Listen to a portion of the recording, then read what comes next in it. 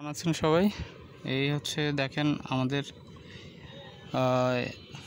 সবথেকে আমাদের এলাকার হচ্ছে সবথেকে বড় মাঠ, আর কোলা বলে যেটাকে।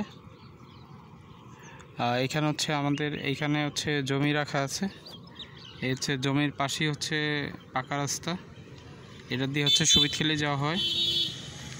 আর এই হচ্ছে মাঠ, দেখেন কত বিশাল বড় মাঠ।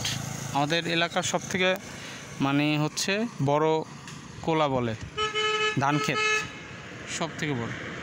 আর এই রাস্তা দিয়ে হচ্ছে গাড়ি যায়, গাড়ি আসা যাওয়া করে। তো আমাদের হচ্ছে রাস্তার এই পারেও হচ্ছে জমি, আবার রাস্তার হচ্ছে এই পাশে হচ্ছে জমি রাখা। তো এখানে ইনশাল্লাহ আমরা অল্পর ভিতরেই হচ্ছে কাজ শুরু করব।